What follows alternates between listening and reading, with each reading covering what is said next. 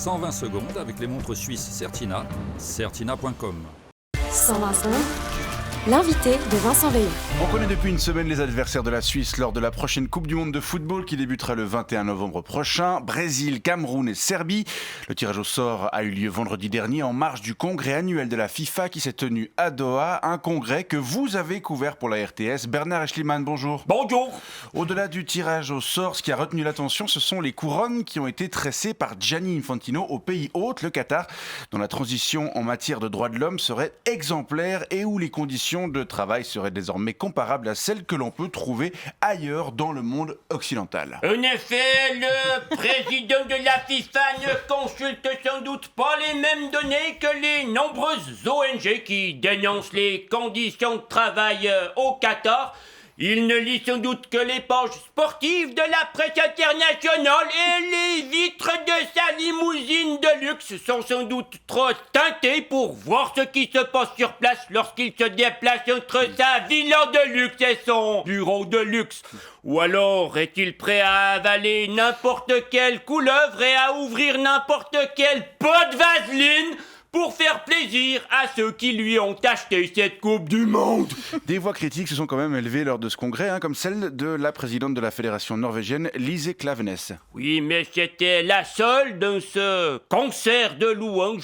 C'était d'ailleurs la seule femme à prendre la parole lors de ce congrès. Mais le secrétaire général du Honduras, José Ernesto Merilla, a tôt fait de lui boucler son caquet à cette nana, en lui rappelant que les délégués étaient là pour parler de football et non de choses de moindre importance comme la condition des ouvriers népalais dont personne n'a rien à branler. À la décharge de Gianni Infantino, il faut dire que les conditions de travail se sont quand même un peu améliorées ces dernières années, non ? En effet, puisque le système de la kafala, qui permettait aux employeurs de priver de mouvement leurs ouvriers, a été aboli. Ce système a été aboli il y a 1 an et demi, alors qu'un salaire minimum de 1000 rials était introduit dans les 250 francs par mois, ce qui représente tout de même 5 fois moins que le salaire moyen d'un employé qatari.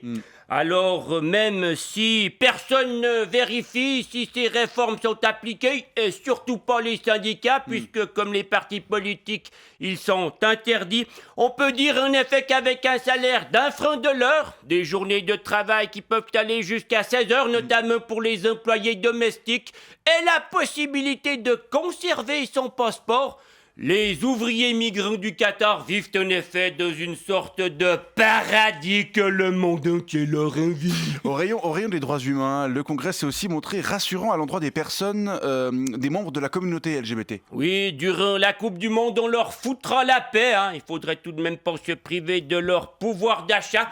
En revanche, avant et après, la règle reste que ceux qui s'adonnent à des relations homosexuelles sont passibles de 7 ans de prison ou, s'ils sont musulmans, de la peine de mort. Pas touche cucu. On n'a presque rien dit sur les aspects environnementaux lors de ce congrès. Non, parce que là, ça aurait quand même été un petit peu trop gros. Dans un pays qui augmente actuellement massivement ses émissions de CO2, pour être prêt à temps.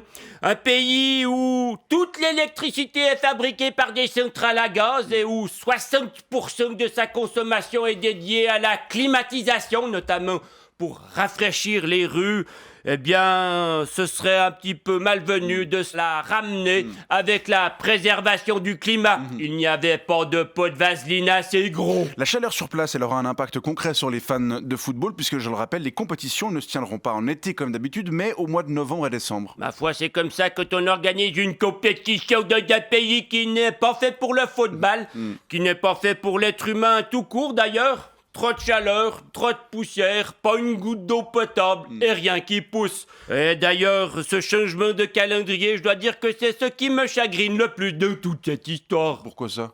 Eh bien parce qu'à la place d'aller regarder Suisse-Cameroun à la place de la navigation avec une chope de binge, je devrais me rabattre sur le marché de Noël avec un verre de vin chaud. Tu fais quand même chier, Gianni. Très bien, Bernard Eschliman, je rappelle que vous êtes journaliste sportif à la RTS, donc vous remercie pour ce compte rendu du congrès de la FIFA et on vous souhaite une bonne journée. Vive le sport!